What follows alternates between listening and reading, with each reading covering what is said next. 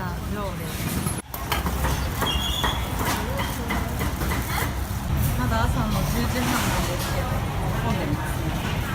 カリカリ豚。お店がですね結構広いです。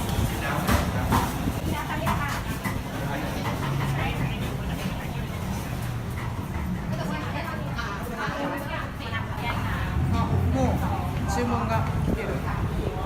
頼んだのはこのカリカリ豚ビグネチャーとこれです。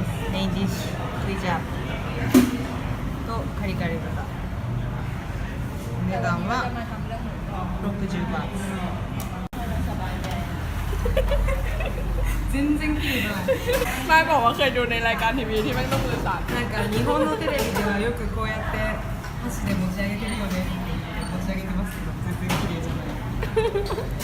なんかディムサムもあってちょっとディムサムも頼んじゃいます。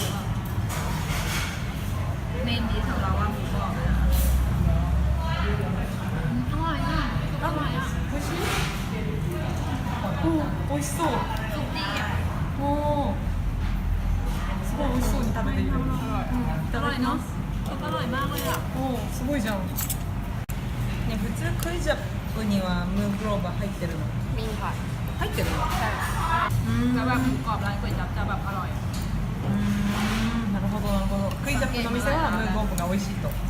คือแบบหมูกรอบร้านที่เป็นข้าวหมูแดงหมูกรอบไม่อร่อยเท่าหมูกรอบร้านก๋วยจั๊บすぐ来た。もうカリカリ豚だけで食べることもある。大水も好きだ。เ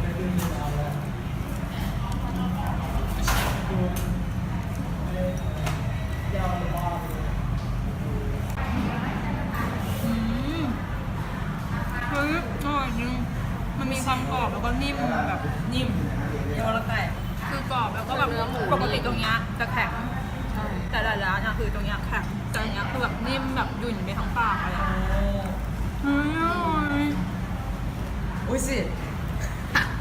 すごい全然パンじゃん。美味し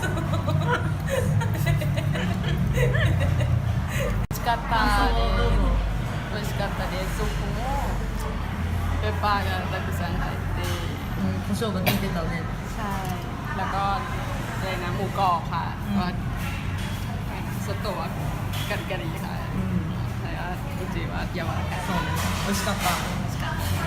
อร่อยมากๆค่ะโดยเฉพาะหมูกรอบนิ่มๆแล้วก็ยุ่นニンニンユンユンยุ่นユンユン弾力があるってことかな。นุ่มヌンヌンということです。 ๆน้ำซุปก็กลมกล่อม皆さんもぜひ来てください。バイバイ。